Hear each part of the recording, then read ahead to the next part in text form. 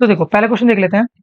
तो a drawer of socks contain 3 black socks, 4 blue socks and 3 grey socks. 2 socks are chosen at a random without replacement. इस basis पे हम यहाँ पे जवाब देना है हमको। ठीक है। तो what is the probability that the black pair is chosen. ठीक है। तो पेयर हमें सिलेक्ट करना है, मतलब हमें दो यहाँ पे सॉक्स को सिलेक्ट करना है। ठीक है। ओके। तो देखो पहले जो भी डेटा गिवन है उसको लिख लेते हैं। ठीक है। तो 3 आपके पास यहाँ पे ब्लैक सॉक्स है, 4 आपके पास यहाँ पे ब्लू सॉक्स है और 3 आपके पास यहाँ पे ग्रीन सॉक्स है। ठीक है। ओके। तो इसका मतलब टोटल आपके पास यहाँ पे 10 सॉक्स हो गई। ठीक है। अब आपको करना क्या है, आपको यहाँ पे ब्लैक पेयर को सिलेक्ट करना है, मतलब ब्लैक वाले को सिलेक्ट करना है। ठीक है। तो जो 3 आपके पास ब्लैक सॉक्स अवेलेबल हैं, 3 में से आपको 2 ब्लैक सॉक्स को यहाँ पे सिलेक्ट करना है। ठीक है। तो ये तो आपकी फेवरेबल कंडीशन हो गई। ओके।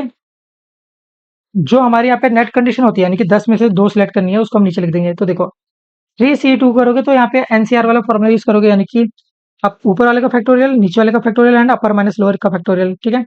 सिमिलर वे में यहाँ पे 10 फैक्टोरियल, 8 फैक्टोरियल, मतलब 2 फैक्टोरियल पहले लिख देता है। ऊपर वाले का फैक्टोरियल, नीचे वाले का फैक्टोरियल और अपर माइनस लोअर यानी कि 8 फैक्टोरियल। ठीक है। Okay fine. तो देखो इसको सॉल्व कर लेते हैं। तो देखो 3 इंटू 2 फैक्टोरियल ये ऊपर आ गया, अपॉन में 2 फैक्टोरियल, 2 फैक्टोरियल से 2 फैक्टोरियल कट डाउन हो गया। 10 इंटू 9 इंटू 8 फैक्टोरियल आप इसको लिख सकते हो। 2 फैक्टोरियल की वैल्यू बेसिकली 2 ही आ जाती है, और 8 फैक्टोरियल। ठीक है। तो 8 फैक्टोरियल से 8 फैक्टोरियल भी कट हो गया। तो यहाँ पे बच क्या रहा है, ऊपर बच रहा है 3। ओके। तो ऊपर बच रहा है 3/1, फोन में यहाँ पे हो जाएगा ये 90/2। ठीक है। ओके। तो बेसिकली ये आपके पास हो जाएगा 90 को आप इससे कट करोगे तो 3/45 आएगा। ठीक है। तो 3/45 आपके पास आ रहा है, एंड 3/45 की वैल्यू आपके पास हो जाएगी 0.07। तो ये आपके पास फाइनल आंसर आ जाएगा। ठीक है। चलो आगे बढ़ते हैं। तो अब यहाँ पे हमसे बोला गया है कि सेम कलर का होना चाहिए, आपको इसकी प्रोबेबिलिटी बतानी है। ठीक है। तो सेम कलर, तो प्रोबेबिलिटी अगर आपको सेम कलर की निकालनी है तो आप क्या करोगे, या तो आप यहाँ पे जो दो सिलेक्ट कर रहे हो वो दोनों ही आपके पास ब्लैक होनी चाहिए, या फिर दोनों ब्लू होने चाहिए, या फिर दोनों ग्रे होने चाहिए। राइट। ओके। ये आपके पास कंडीशन हो गई, और ओवरऑल तो आपको पता ही है यहाँ पे 10 में से 2 आपको सिलेक्ट करने हैं। ठीक है। तो देखो ऑल ब्लैक का मतलब हो गया कि जो 2 आप सिलेक्ट करो दोनों ही ब्लैक निकले। तो ब्लैक अवेलेबल कितनी थी आपके पास यहाँ पे, 3, तो 3 में से 2। ठीक है। या फिर ब्लू, 4 ब्लू अवेलेबल थी, 4 में से आपको 2 सिलेक्ट करनी है, तो 4C2 हो गया। प्लस अगेन यहाँ पे ये 3 अवेलेबल थी, तो 3 में से 2, फोन में 10C2। अब आपको इसको सॉल्व करना है। ठीक है। तो इसको यहाँ पे हम सॉल्व कर सकते हैं। ठीक है। ऑल्दो अभी हमने यहाँ पे 3C2 को देखा था। ठीक है। दोबारा लिख देते हैं। 3 फैक्टोरियल, 2 फैक्टोरियल और अपर माइनस लो करेंगे तो 1 फैक्टोरियल, प्लस 4 फैक्टोरियल अपॉन में 2 फैक्टोरियल और अपर माइनस लो करेंगे तो 2 फैक्टोरियल, प्लस ये 3 फैक्टोरियल, 2 फैक्टोरियल एंड 1 फैक्टोरियल। ठीक है। डिवाइड में 10C2 यानी कि 10 फैक्टोरियल, 2 फैक्टोरियल और अपर माइनस लोअर करेंगे तो 8 फैक्टोरियल। ठीक है। चलो बहुत अच्छे। अब इसको हम यहाँ पे सॉल्व कर लेते हैं, अगले पेज पे चलते हैं। ठीक है। तो देखो 3 फैक्टोरियल को हम लिख सकते हैं 3 इंटू 2 फैक्टोरियल, तो 2 फैक्टोरियल से 2 फैक्टोरियल कट डाउन ही हो जाएगा, और 1 फैक्टोरियल की तो वैल्यू ही 1 होती है, तो इसको तो लिखने की जरूरत है ही नहीं। ठीक है। चलो प्लस 4 इंटू 3 इंटू 2 फैक्टोरियल हम इसको बोल सकते हैं। तो 2 फैक्टोरियल से 2 फैक्टोरियल कट डाउन हो गया, 2 फैक्टोरियल की वैल्यू 2 इंटू 1 यानी कि 2 ही हो जाएगी। तो 2 को हम चाहे तो इससे कट कर सकते हैं, प्लस यहाँ पे इसकी वैल्यू भी वही same 3 into 2 factorial upon 2 factorial करेंगे, 2 फैक्टोरियल से 2 फैक्टोरियल कट डाउन हो जाएगा। फॉर्म में 10 इंटू 9 इंटू 8 फैक्टोरियल हम इसको बोल सकते हैं, फॉर्म में 2 फैक्टोरियल इंटू 8 फैक्टोरियल, तो 8 फैक्टोरियल से 8 फैक्टोरियल तो डायरेक्ट कट गया। 2 फैक्टोरियल की वैल्यू बेसिकली 2 ही होती है, तो 2 को इससे हम कट कर सकते हैं, तो 5 आ जाएगा। तो देखो ओवरऑल 3 प्लस 3 टाइम्स 2 यानी कि 6 प्लस 3, तो 3 प्लस 6 प्लस 3 अपॉन में 5 9 जा 45, तो 45 हम लिख सकते हैं। तो देखो 6 और 6 आपके पास 12 हो गया, 12 अपॉन 45 यानी कि 0.27 आपके पास यहाँ पे फाइनल आंसर आ जाएगा। ठीक है। तो इस तरीके से आप इन क्वेश्चन को सॉल्व कर सकते हो। ठीक है। आगे बढ़ते हैं, यहाँ पे नेक्स्ट क्वेश्चन पे आते हैं। A family has 2 children. Okay. Assuming that being a male और फीमेल। ठीक है। तो जो 2 बच्चे होंगे उनको बताया गया कि मतलब मेल या फीमेल हो सकते हैं और इक्वली लाइकली हैं। ठीक है। तो देखो प्रोबेबिलिटी ऑफ आपको यहाँ पे बता दिया गया है कि जो या तो मेल होगा या तो फीमेल होगा, यानी कि बॉय हुआ तो भी उसकी चांसेस हाफ है, गर्ल होने के चांसेस भी हाफ है। ठीक है। अब आपको बताना है कि एक फैमिली के 2 बच्चे हैं, तो 2 बच्चों की मतलब क्या-क्या हो सकते हैं, क्या पॉसिबिलिटीज़ हो सकती है 2 बच्चों की? पहला बॉय हुआ हो, दूसरी गर्ल हुई हो, दोनों बॉयज़ हो गए हों, दोनों गर्ल्स हो गए हों, पहला गर्ल, दूसरा बॉय। ठीक है? पहली पहली गर्ल, दूसरा बॉय। ठीक है? तो ये 4 पॉसिबल इवेंट्स हो सकते हैं हमारे पास, ठीक है? हमें प्रोबेबिलिटी बतानी है कि एटलीस्ट एक चाइल्ड जो होगा वो बॉय होना चाहिए। तो एटलीस्ट एक चाइल्ड जो बॉय होगा उसमें कौन-सा केस यहाँ पे बन सकता है हमें ये देखना है, ठीक है? तो एटलीस्ट अ बॉय, तो यहाँ पे एक बॉय आ सकता है, यहाँ पे एक बॉय आ सकता है, यहाँ पे एक बॉय आ सकता है। तो 3 आउट ऑफ 4 डायरेक्ट आ गया, खत्म, ठीक है? चलो, अब यहाँ पे क्या बोला गया है? यहाँ पे आपको सेम क्वेश्चन के लिए बोला गया है कि what is the probability that both are boys given that at least one is boy. Okay, तो यहाँ पे कंडीशनल प्रोबेबिलिटी लगाई गई है। तो आपको बोला गया है कि बोथ बॉयज होने चाहिए given that at least one boy है, एटलीस्ट वन बॉय। तो यहाँ पे आपके पास ये बेसिकली कंडीशनल प्रोबेबिलिटी है, ठीक है? तो कंडीशनल प्रोबेबिलिटी का आपको फॉर्मूला पता है कि A given B equal to probability of A intersection B upon probability of B होता है, ठीक है? तो इन दोनों का इंटरसेक्शन लेना है, तो देखो both boys and at least one boy. तो अगर आप ध्यान से देखोगे तो आपको पता होगा कि दोनों बॉयज और एटलीस्ट वन बॉय ये तो मतलब एक साथ ही होंगे ना। अगर दो बॉयज हो रहे हैं तो उनमें से मतलब एक तो एटलीस्ट मतलब बॉय वाली कंडीशन को फुलफिल कर ही रहा है ना? सही का अपॉन में probability of at least one boy, at least one boy. तो ऊपर को आप कंपाइल करोगे तो बेसिकली बोथ बॉयज वाली कंडीशन ही बच जाएगी, है ना? सही का, तो बोथ बॉयज वाली कंडीशन एक ही है आउट ऑफ फोर, और एटलीस्ट वन बॉय वाली तो अभी हमने देखी थी 3/4 थी, 3/4, 4 से 4 कटा 1/3 बच रहा है, ठीक है? तो 1/3 आपके पास फाइनल आंसर हो जाएगा। इसको आप फ्रैक्शनल में टर्म्स में लिखोगे तो 0.33 हो जाएगा, ठीक है? तो 0.33 आपके पास यहाँ पे फाइनल आंसर आ जाएगा। ओके, तो इस तरीके से आप यहाँ पे इस क्वेश्चन को सॉल्व कर सकते थे। नेक्स्ट क्वेश्चन पे अब आते हैं। तो देखो, based on the above data answer the given sub question. तो हमको यहाँ पे जवाब देना है। The probability of X and Y become principal in a college are इतना, ठीक है? तो एक्स की यहाँ पे प्रोबेबिलिटी कितनी है? 4/5, और वाई की प्रोबेबिलिटी कितनी है? 1/5। तो अब आपको बताया गया the probability of X and Y if selected would introduce coeducation in colleges are इतना। ओके, तो यहाँ पे आपको बेसिकली कंडीशन दे दी गई है कि प्रोबेबिलिटी ऑफ एग्जीक्यूशन ऑफ को एजुकेशन गिवन दैट वो एक्स है, ये आपके पास गिवन है। कितना गिवन है? ओके, तो ये आपके पास डायरेक्ट हो जाएगा, ठीक है? इसको लिख लेते हैं 1/6। और प्रोबेबिलिटी ऑफ इम्प्लीमेंटेशन ऑफ को एजुकेशन गिवन दैट वाई ये कर रहा है, ये 5/6, ठीक है? अब आपको बताना है कि what is the conditional probability that the coeducation will be introduce. Okay, तो देख लेते हैं, आपको को एजुकेशन यहाँ पे लाना है, तो ठीक है? तो देखो, को एजुकेशन यहाँ पे आना चाहिए। तो देखो कैसे कब आ सकता है ये? हो सकता है कि एक्स को हमने सिलेक्ट करा हो और एक्स ने यहाँ पे को एजुकेशन को इम्प्लीमेंटेशन कर दिया हो, है ना? इम्प्लीमेंट कर दिया हो, या फिर वाई को हमने सिलेक्ट करा, मतलब वाई प्रिंसिपल बन गया हो और वाई यहाँ पे को एजुकेशन को इम्प्लीमेंट करे, राइट? सही का, ये आपके पास केस हो सकता है। तो देखो, ये हो जाएगा 4/5 टाइम्स 1/6 प्लस 1/5 टाइम्स 5/6। तो जब हम इसको सॉल्व करेंगे तो ये हो जाएगा 4/30, ये हो जाएगा 5/30, यानी कि 9/30। 9/30 को अगर आप यहाँ पे कट डाउन करोगे तो ये 3/10 हो जाएगा, यानी कि आपके पास डी ऑप्शन होने वाला है, ठीक है? चलो अब आगे देखते हैं। इफ द को एजुकेशन हैज बीन इंट्रोड्यूस, ठीक है? को एजुकेशन अगर यहाँ पे पहले से इंट्रोड्यूस हो चुका है तो प्रोबेबिलिटी क्या है कि वो एक्स प्रिंसिपल हो, ठीक है? तो आपके पास ये बेस थ्योरम का क्वेश्चन आ गया, ठीक है? बेस थ्योरम का आपके पास ये क्वेश्चन आ गया, ठीक है? तो देखो, प्रोबेबिलिटी एक्स प्रिंसिपल हो गिवन दैट को एजुकेशन को इम्प्लीमेंट कर दिया गया है।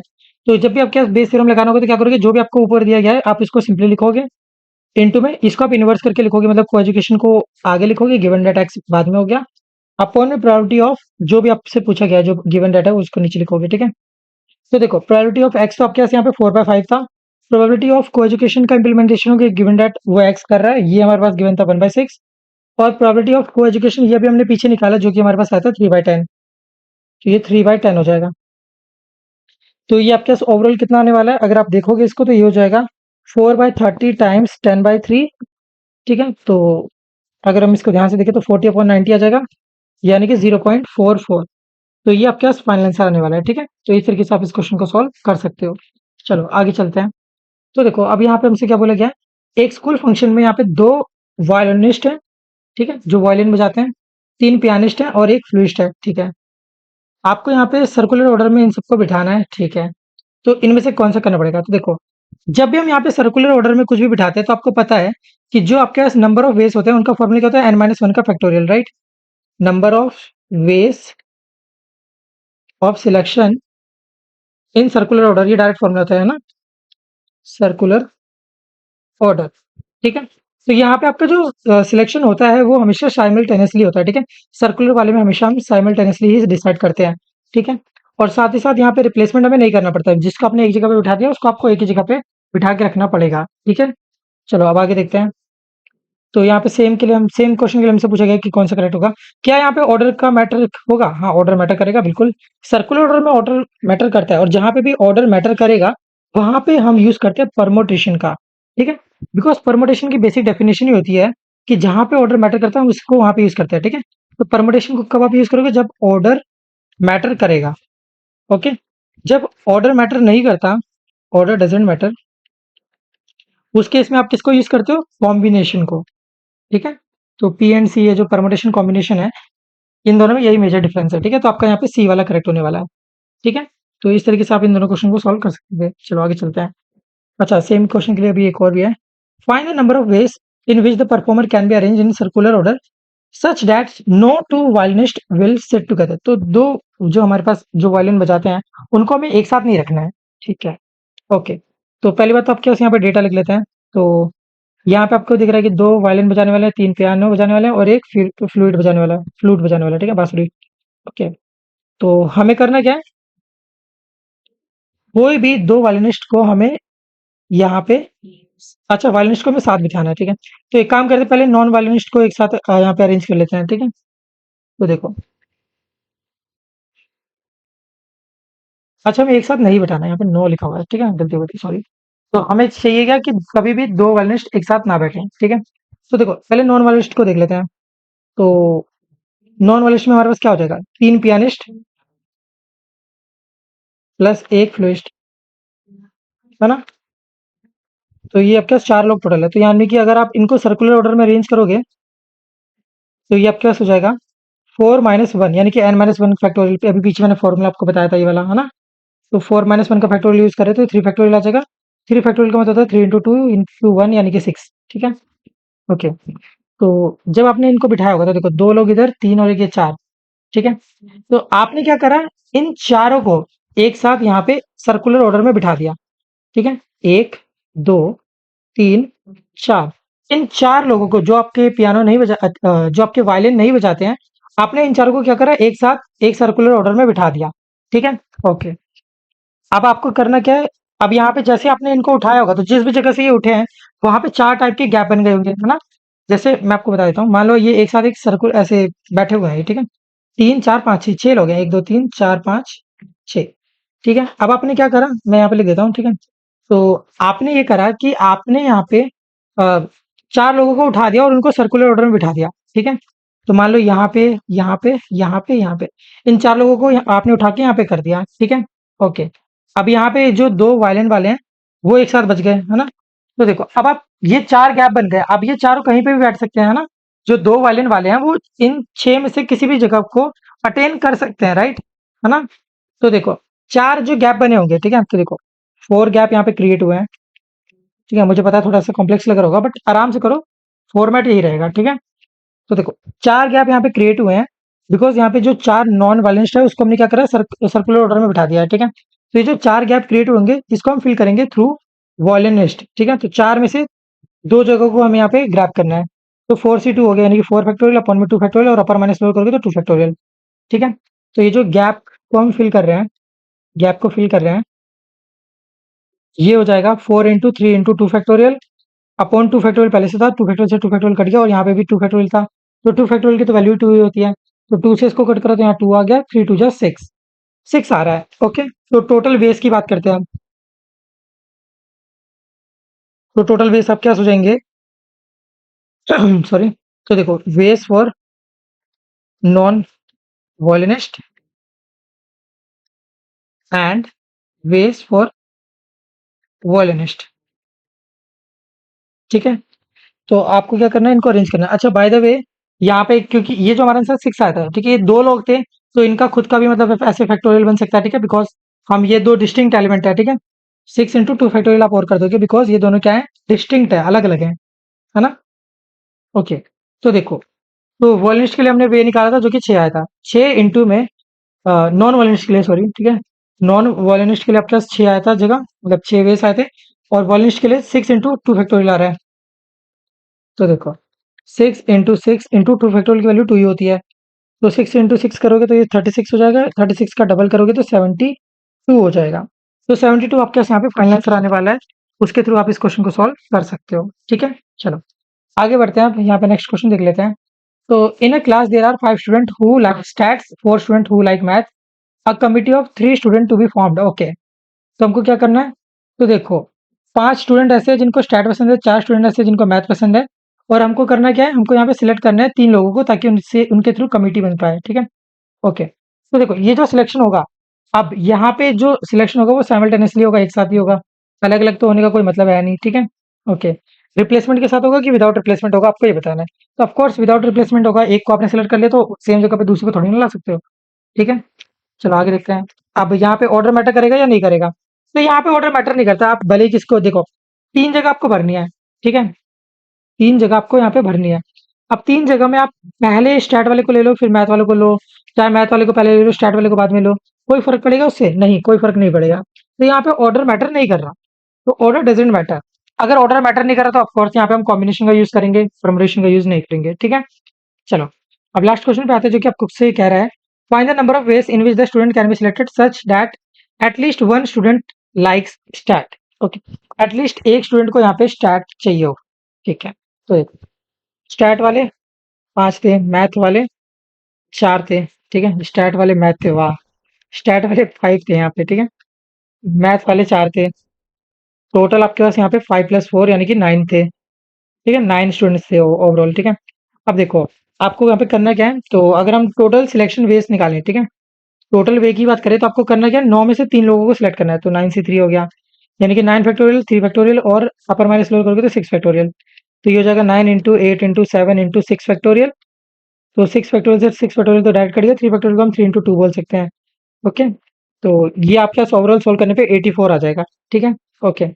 अब यहाँ पे हम मैथ वालों को कैसे सिलेक्ट कर सकते हैं? ठीक है, वेज फॉर मैथ्स ओनली। अगर हमको सिर्फ और सिर्फ मैथ वालों को सिलेक्ट करना होता तो हम क्या करते हैं? 4 में से 3 सिलेक्ट कर लेते।